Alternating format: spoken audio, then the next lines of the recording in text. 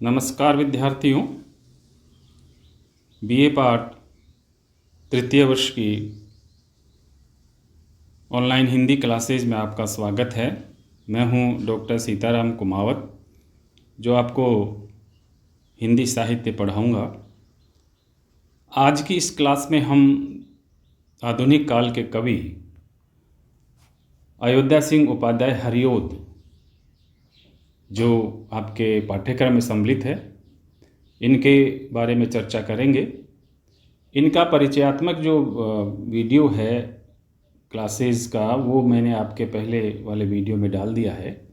आप इनका परिचय, इनकी रचनाओं के बारे में जान सकते हैं। आज हम चर्चा करेंगे इनके द्वारा लिखा जो महाकाव्य है प्रिय प्रवास, खड़ी बोली हिंदी का जो पहला महाकाव्य है प्रिय प्रवास, उसके बारे में चर्चा करेंगे। उसके महाकाव्यात्मकता के बारे में चर्चा करेंगे, वो किस प्रकार से महाकाव्य है, और महाकाव्य के आधार पर, महाकाव्य की विशेषताओं के आधार पर उसकी समीक्षा करेंगे। तो देखिए, प्रिय प्रवास ललित काव्य की एक विधा का रूप धारण कर महाकाव्य साहित्य शास्त्र का विषय बन गया और आचार्यों ने इसे भी लक्षणबद्ध कर दिया। भारतीय एवं पाश्चात्य काव्यशास्त्रीय परंपरा में इसका पर्याप्त विवेचन हुआ है। आधुनिक संदर्भों में महाकाव्य पद में महाविशेषण कृति के विपुल व्यापक आकार, महान कलेवर, उत्कृष्ट विषय वस्तु तथा प्रतिपाद्य विषय की रचनात्मक गरिमा का द्योतक है। यानी इसमें महाकाव्य जैसा क्या है? एक तो इसका जो है व्यापक विस्तार से जो उसका आकार है, कलेवर है, विषय वस्तु है, उत्कृष्ट विषय वस्तु, सर्वोच्च जो सबसे अच्छी विषय वस्तु इसमें समायोजित की गई है।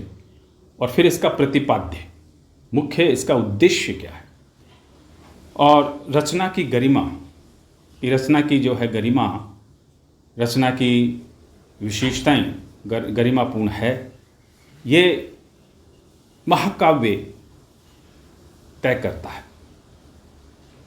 महाकाव्य की कथा वस्तु, नायकत्व, चरित्र चित्रण, युगीन परिवेश, वस्तु वर्णन, भाव एवं रस, निरूपण तथा शैली की उन्नत गरिमा रहती है महाकाव्य में।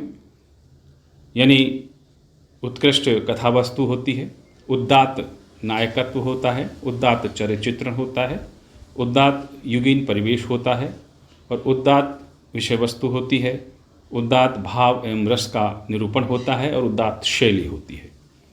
इस दृष्टि से प्रिय प्रवास खड़ी बोली हिंदी का प्रथम महाकाव्य सिद्ध होता है। प्रिय प्रवास में अप्रतिम वस्तु सौंदर्य, उत्कृष्ट रचना विधान एवं परम औदात्य का निर्वहन होने से हरिओद की यह कृति उनके अद्भुत प्रतिभा एवं गहन अनुभूति का प्रमाण है। महाकाव्यत्व की विशेषताओं के आधार पर प्रिय प्रवास का मूल्यांकन निम्न प्रकार से हम कर सकते हैं। उदात्त कथानक, जो कथा कही गई है वो कितनी उदात्त है। महाकाव्य में आकार की व्यापकता होती है, अर्थात उसमें जीवन का सर्वांग चित्रण रहता है। महान पुरुष का जीवन चरित्र होने से अनायास ही वह देश काल की सीमा से विस्तारित हो जाता है। अंततः महत्तर मानव मूल्यों की प्रतिस्थापना करने में महाकाव्य की सफलता निश्चित होती है। यानी कथानक उदात्त होना चाहिए। ये एक क्षेत्र में न रह करके अपने क्षेत्र की सीमाएं लांघ करके सर्वव्यापक हो जाता है। इसके कथा वस्तु जो है एक जगह की नहीं होती, वो सबकी हो जाती है, सामान्य हो जाती है, और देश काल की सीमाओं से निकल करके पूरे जो है पृथ्वी पर विस्तारित हो जाती है, तेरे मेरे की भावना से परे हो जाती है।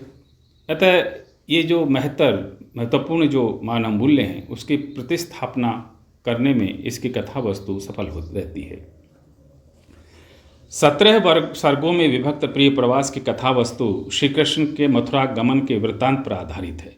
यानी मूल रूप से जो कथा है वो श्री कृष्ण के मथुरा गमन का जो वृत्तांत है उस पर आधारित है। यानी श्री कृष्ण जो है गोकुल से मथुरा जाते हैं, उसके ऊपर आधारित है।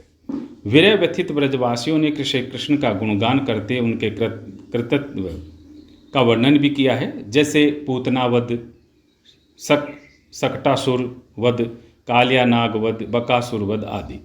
इससे कथानक सुसंगठित रूप में प्रकट होता है। कथा संधियों, अर्थ प्रकृतियों, कार्य अवस्थाओं के विधान से प्रिय प्रवास ने यशोदा विलाप, पवनदूती प्रसंग, राधा उद्धव संवाद आदि के माध्यम से भी कथा वस्तु में मार्मिक स्थलों की पहचान की है।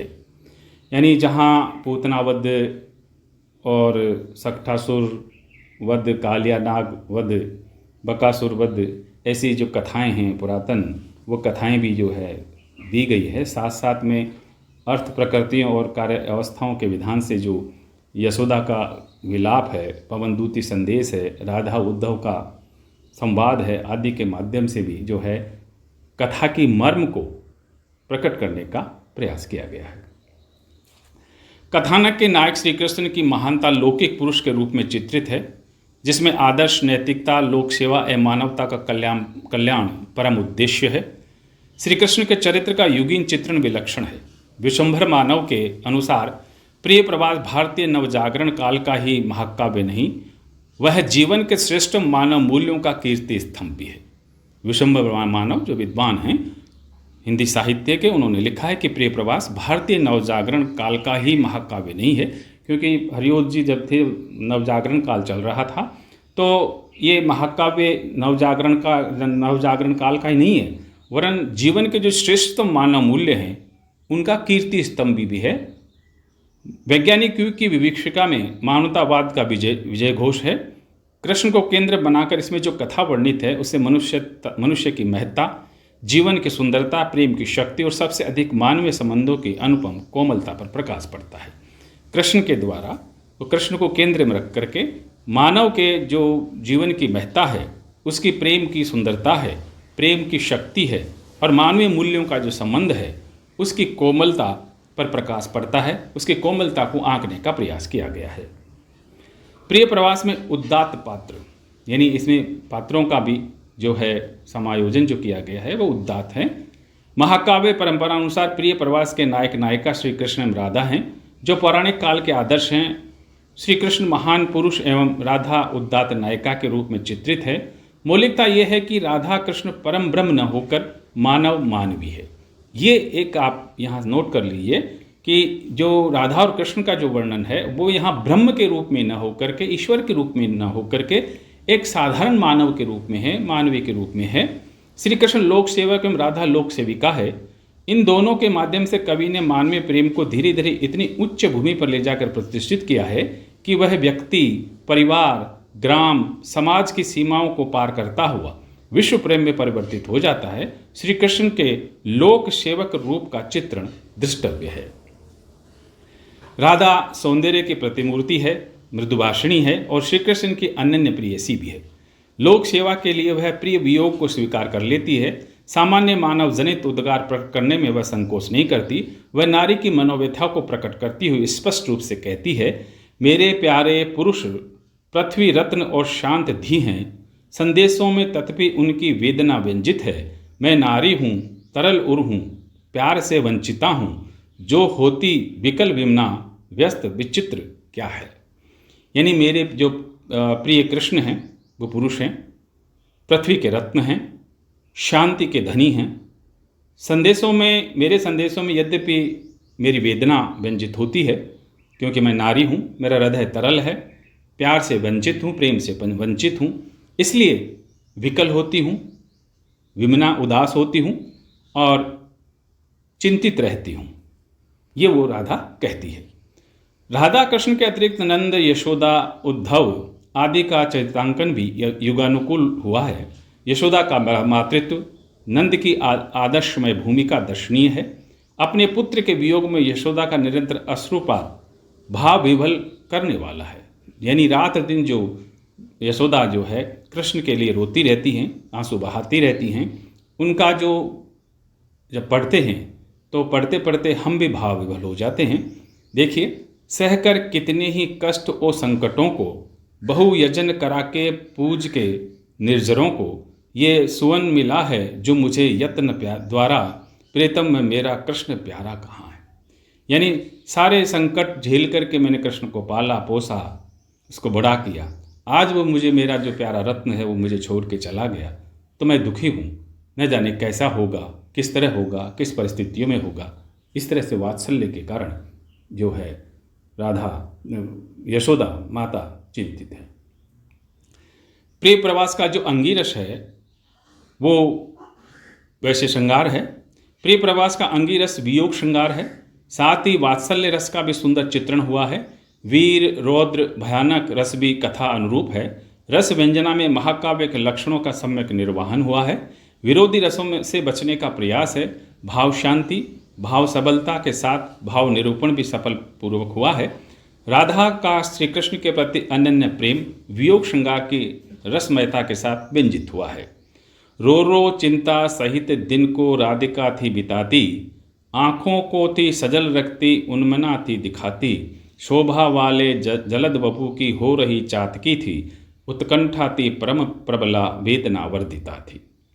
यानी रो रो करके दिन तो बिता देती थी राधा कैसे तैसे, आंखें जो है वो हमेशा आंसुओं से तर रहती थी और उदास रहती थी। क्यों? क्योंकि वो ऐसी चातकी थी जो घनश्याम के जो जल से भरा हुआ जो घनश्याम जो बादल है, उस बादल को एक लगातार टकटकी लगाकर देखना चाहती थी और उसी को देखने के लिए प्रबल वेदना में जो है डूबी हुई थी। शोभा वाले जलद वपु की, शोभा सुंदरता से, जलद बादल को कहते हैं, वपु शरीर को कहते हैं। तो जो सुंदरता के जो बादल हैं उनके जैसा, सांवले बादल हैं उनके जैसा शरीर धारण करने वाले कृष्ण, उनकी मैं चातकी हूँ और इसीलिए जो है उनसे मैं जो छोड़ के चले गए हैं तो विरह में व्याकुल हूँ। प्रिय प्रवास में प्रकृति चित्रण। प्रिय प्रवास का प्रकृति चित्रण अपूर्व है। प्राणी प्रकृति के अटूट संबंधों को प्रथम सर्ग से ही व्यक्त कर दिया है। जहाँ ब्रजवासी प्रकृति का सहज भाव से पले बढ़े हैं, पवन दूत के माध्यम से राधिका का संदेश प्रकृति के साथ गहरे तादात्म्य का प्रमाण है। प्रकृति का आलंबन, उद्दीपन, अलंकार एवं भाव प्रकटीकरण की दृष्टि से सुंदर निरूपण हुआ है। विषाद, खिन्नता, शोक आदि भावों को प्रकृति चित्रण के साथ प्रकटीकरण अत्यंत मोहक रूप में व्यक्त होता है। जैसे समय था सुनसान निशीत का, अटल भूतल में तम राज्य था, प्रलय काल समान प्रसुप्त हो प्रकृति निश्चल नीरव शांत थी। कृष्ण के अभाव में प्रकृति भी दुखी है। प्रकृति भी कैसी है? बिल्कुल काल कैसा, समय कैसा? सुनसान, निश्चित अंधकार का। अटल भूतल में तम राज्य था, यानी तम यानी अंधकार का राज्य था, भूतल यानी पृथ्वी पर। प्रलय काल समान प्रसुप्त हो, जैसे प्रलय काल के समान जो है सारे के सारे, जैसे सारे पेड़ पौधे जो है बिल्कुल उदासीन और सोए हुए जा लगते हैं, प्रकृति वैसे ही निश्चल और नीरव बिना आवाज के शांत थी कृष्ण के अभाव में। प्रिय प्रवास का कला विधान, जिसमें भाषा सबसे पहले आता है, भाषा तत्व सबसे पहले आता है। तो कला विधान में कुछ नवीनता भी है। मंगलाचरण के स्थान पर प्रकृति वर्णन से काव्य का आरंभ हुआ है। नायक नायिका आधुनिक मानव मानवी है। काव्य ग्रंथ का नाम चरित्र प्रधान न होकर घटना प्रधान है। भाषा संस्कृत निष्ठ खड़ी बोली हिंदी है। भाषा में चित्रमयता है, बिंब विधान है, आकर्षक रूप से इनका वर्णन हुआ है। आलंकारिक विधान, कोमल कांत पदावली, अनुप्रासिंग भाषा का निर्देशन दृष्टव्य है। दिवस का अवसान समीपता, गगनता कुछ लोहित हो चला, तरु शिखा पर थी अब राजती कमलनी कुल वल्लभ की प्रभा। ये वर्णन होता है प्रकृति का। और इसकी भाषा देखिए कि दिवस का अवसान समीपता, गगनता कुछ लोहित हो चला, संध्या का समय है, दिन का जो है अंत जो समय है वो चल रहा है, छिपने वाला है। गगन कुछ लोहित हो चला, इस कारण से सूर्य जब पश्चिम दिशा में अस्ताचल की ओर जा रहे हैं तो सारा जो आकाश है वो लाल हो गया है। तरु शिखा पर थी अब राजती, अब पेड़ों की शाखाओं पर शोभित थी कमलनी कुल वल्लभ की प्रभा। जो है कमलनी कुल यानी जो कमलनी के जो वंश है, उनके समूह है, उनका जो वल्लभ स्वामी है उसकी प्रभा अर्थात सूर्य की किरणें। कमलनी कुल वल्लभ अर्थात सूर्य की जो प्रभा है, सूर्य की जो किरणें हैं वो अब पेड़ों की शाखाओं पर नजर आती हैं। छंद एवं अलंकार। प्रिय प्रवास में सर्वत्र वर्णिक छंद प्रयुक्त हुए हैं वे हैं द्रुत विलंबित, वंसत, मालिनी मदाक्रांता, शार्दुल विक्रीडित, बसंत तिलका तिलका और शिखरणी है। संस्कृत काव्य ग्रंथों की बाती एतुकांत और अंत्यानुप्रास सहित है रहित है। अलंकार सशक्त स्वाभाविक भावों के अभिव्यक्ति करने वाले हैं। शब्दालंकारों एवं अर्थालंकारों का उचित आधान, अनुप्रासिक लालित्य, कोमलकांत पदावली अत्यंत प्रभाव उत्पादक बन पड़ी है। उपमा, रूपक, उत्प्रेक्षा, दृष्टांत, निदर्शन, संदेह, प्रतीप, उत्प्रेक्षा, अपनुति, व्यतिरेक आदि अलंकार यत्र तत्र प्रयुक्त हुए हैं। जैसे देखिएगा, रूप उद्यान प्रफुल्लित प्राय कलिका राकेंदु बिंबामना, तमनंगी कलहासनी सुरसिका क्रीड़ा कला पुतली, शोभा वारदी की अमूल्य मणिसी लावण्य लीलामयी, श्री राधा मृदुभाषणी मृगदृगी माधुर्य सन्मूर्ति थी। यानी इतने अलंकार हैं इसमें कि आप इनका अगर थोड़ा सा विभाजन करोगे तो अलंकार अपने आप आपको समझ में आ जाएगा। जैसे राकेंदु बिंबामना, बिंब और जो आनन है, मुख जिसको कहते हैं बिंब आनन, अर्थात राकेंदु यानी जो चांद है उसकी जो चांदनी है उसके समान उसका जो मुख का बिंब है वो दिखाई देता है। तो इसी तरह से राधा कैसी है? मृदुभाषिणी है, मृगदृगी है, उसकी आंखें मृग के समान है और माधुर्य की संपूर्ण मूर्ति है। प्रिय प्रवास का जो उद्देश्य है, प्रिय प्रवास का मूल उद्देश्य, मूल लक्ष्य जो है विश्व मैत्री है, विश्व प्रेम है, विश्व कल्याण है। यानी यहाँ कृष्ण का जो वर्णन करना, राधा और कृष्ण का वर्णन कर आध्यात्मिक दृष्टिकोण से नहीं है, बल्कि जो है हरिओद का जो मूल लक्ष्य रहा है, मूल उद्देश्य रहा है, वो विश्व मैत्री रहा है, विश्व प्रेम रहा है, विश्व कल्याण रहा है। श्री कृष्ण के चरित्र को मानवीय रूप देकर लोक सेवा में तत्पर दिखाया गया। इसके साथ स्थायी मानव संबंधों का सम्यक विवेचन हृदय तत्व के साथ किया गया है, जहाँ माता पिता, प्रेमी प्रेमिका, सखी सखा सखी निरंतर सुख दुख में साथ देते हैं, पथ की बाधा नहीं बनते, वरन लोक सेवा को परम उद्देश्य मानते हुए सहभागी बनते हैं। आधुनिक मानव में मानव मूल्यों का संचार हो तथा स्वयं के लिए नहीं बल्कि लोक के लिए जीने की अमूल्य प्रेरणा हो। श्री कृष्ण का एक कथन इसी उद्देश्य को प्रकट करता है आत्मा का न सुख किसको, विश्व के मध्य प्यारा, सारे प्राणी सरुचि इसकी माधुरी में बंधे हैं, जो होता है न वश इसके आत्म उत्सर्ग द्वारा,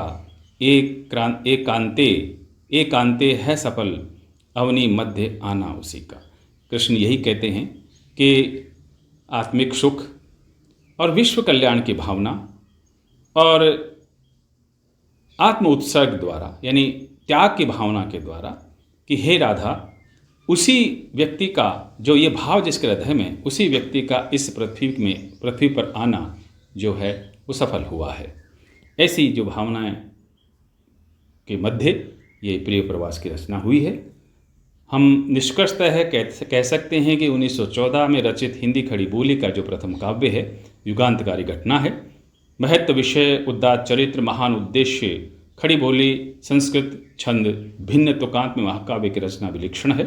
भक्तिकालीन रीतिकालीन प्रवृत्ति का चिन्ह दिखाई नहीं देता है, बल्कि युगानुकूल संदेश के साथ भारतीय नव जागरण की दिशा में श्रेष्ठ मानव मूल्यों का सृजन करने वाला है।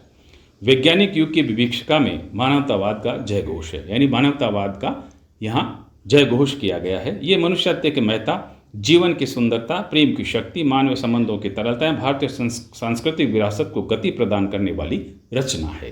भारतीय संस्कृति को आगे बढ़ाने वाली, भारतीय संस्कृति की जो विरासत है उसको आगे से आगे बढ़ाने का काम ये कृति, ये रचना करती है, प्रिय प्रवास करती है। तो इस तरह से आपने देखा प्रिय प्रवास का जो महाकाव्यत्व है वो कैसा है, और विभिन्न तत्वों के आधार पर, महाकाव्य के तत्वों के आधार पर आप इसकी समीक्षा देखी। आप इसी तरह से जुड़े रहिए और देखते रहिए। हरिओद के बारे में 1-2 वीडियो और बनाऊंगा और आपके सामने प्रस्तुत करूंगा। तब तक के लिए नमस्ते।